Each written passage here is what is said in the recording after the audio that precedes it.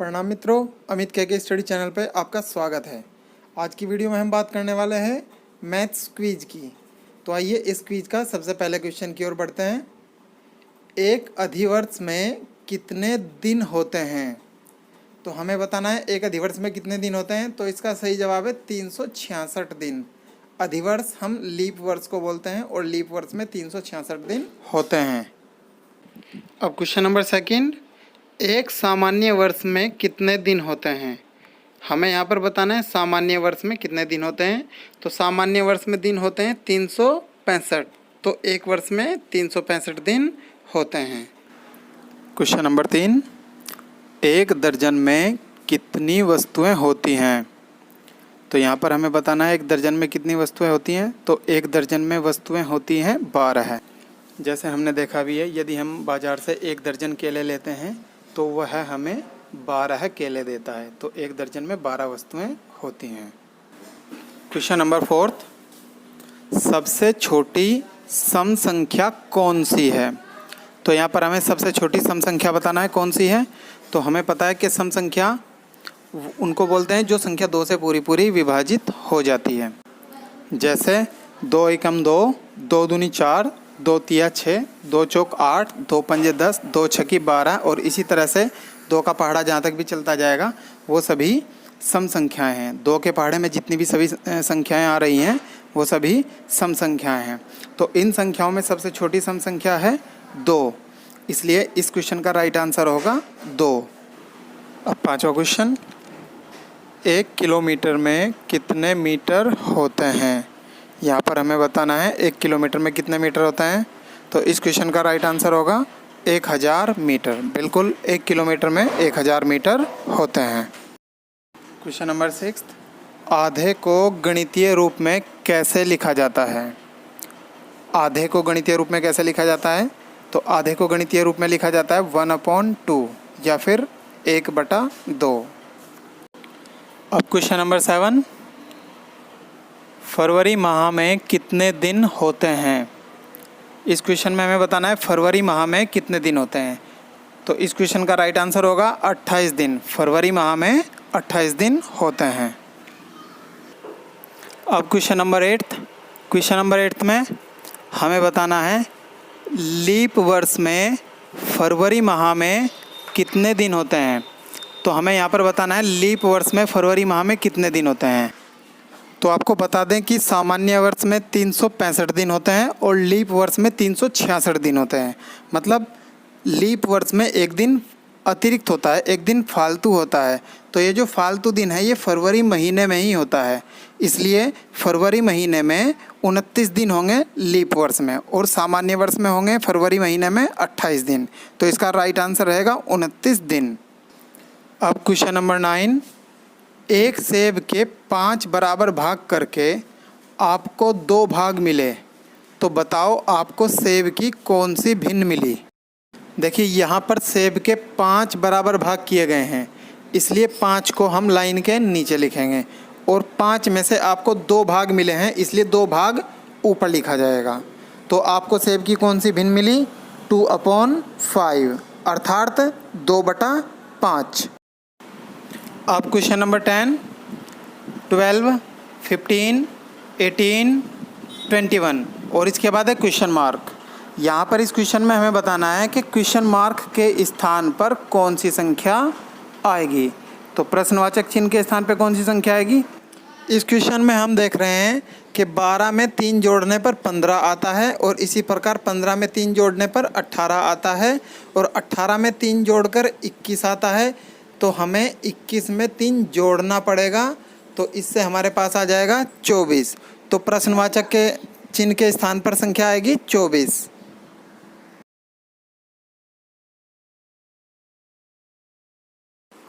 अब question number 11 की बात करते हैं।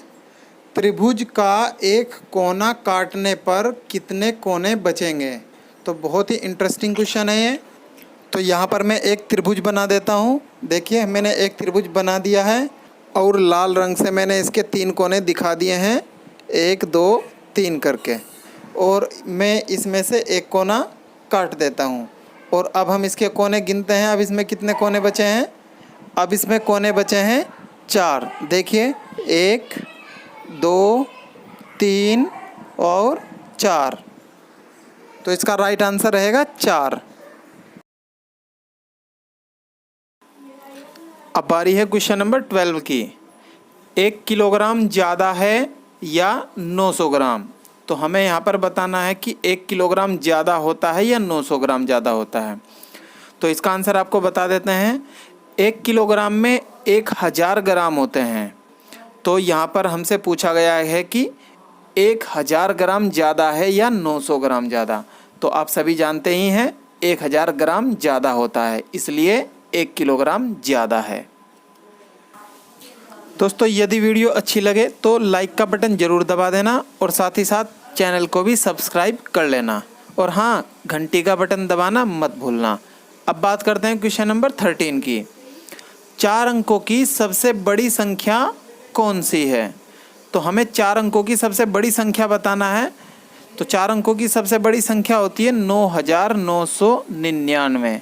अर्थात यदि हमें 4 अंकों की सबसे बड़ी संख्या लिखनी है तो उसके लिए हम 9999 को 4 बार लिखेंगे और बन जाएगा 9999। ये आपका राइट आंसर होगा। अब बारी है क्वेश्चन नंबर 14 की। वृत्त में कितनी भुजाएं होती है? तो इस क्वेश्चन में हमें बताना है कि एक वृत्त में कितनी भुजाएं होती हैं। तो हम जानते हैं कि वृत्त गोल होता है, इसलिए वृत्त में कोई भुजा नहीं होती है। तो इसका आंसर रहेगा 0। अब बात करते हैं क्वेश्चन नंबर 15 की। माचिस की डिब्बी की सतह कैसी होती है? माचिस का आकार तो हम जानते ही हैं मित्रों। माचिस का आकार घनाभाकार होता है और उसकी सतह होती है आयताकार। तो इस प्रश्न का जो सही जवाब होगा वो होगा आयताकार। माचिस की डिब्बी की सतह आयताकार होती है। अब बात करते हैं क्वेश्चन नंबर 16 की। इसमें हमें बताना है 99 की पूर्ववर्ती संख्या कौन सी है? तो यहाँ पर हमें 99 की पूर्ववर्ती संख्या बताना है, और पूर्ववर्ती संख्या हमें पता है पहले आने वाली संख्याओं को पूर्ववर्ती संख्या कहा जाता है। जैसे 5 से पहले 4 आता है, 10 से पहले 9 आता है, उसी प्रकार 99 से पहले 98 आता है। इसलिए 99 की पूर्ववर्ती संख्या है 98, 98। नेक्स्ट क्वेश्चन की ओर बढ़ते हैं। Question number 17। 0 की पूर्ववर्ती संख्या कौन सी है? इस बार हमें 0 की पूर्ववर्ती संख्या बताना है कौन सी होती है। पूर्ववर्ती संख्या की बात हमने इससे पहले क्वेश्चन में की थी, और हमें पता है कि पहले आने वाली संख्या को पूर्ववर्ती संख्या कहा जाता है, और हम जानते हैं कि 0 से पहले -1 आता है, इसलिए 0 की पूर्ववर्ती संख्या होगी -1। अब क्वेश्चन नंबर 18। 0 की उत्तरवर्ती या अनुवर्ती संख्या कौन सी है? इससे पहले क्वेश्चन में हमने पूर्ववर्ती संख्या की बात की थी, अब हम बात कर रहे हैं उत्तरवर्ती या अनुवर्ती संख्या की। तो उत्तरवर्ती संख्या या अनुवर्ती संख्या उस संख्या को कहते हैं जो किसी संख्या के बाद में आती है। जैसे 5 के बाद 6 आता है तो 5 की अनुवर्ती संख्या हो जाएगी 6। 7 के बाद 8 आता है तो 7 की अनुवर्ती हो जाएगी 8। तो इसी प्रकार 0 के बाद 1 आता है तो 0 की अनुवर्ती हो जाएगी 1। अब क्वेश्चन नंबर 19। घनाभ में कितनी भुजाएं होती है? तो यहाँ पर क्वेश्चन नंबर 19 में हमें बताना है कि घनाभ में कितनी भुजाएं होती है। तो हम जानते हैं कि घनाभ में 12 भुजाएं होती हैं। हम यह भी जानते हैं कि ईंट या माचिस का आकार घनाभाकार होता है, और हम उसकी भुजाएं भी गिन सकते हैं। भुजाओं को हम किनारे भी बोलते हैं। तो आप देख सकते हैं कि ईंट में या फिर माचिस में कितने किनारे हैं, तो आप गिनेंगे तो पाएंगे कि उसमें 12 किनारे या फिर 12 भुजाएं हैं।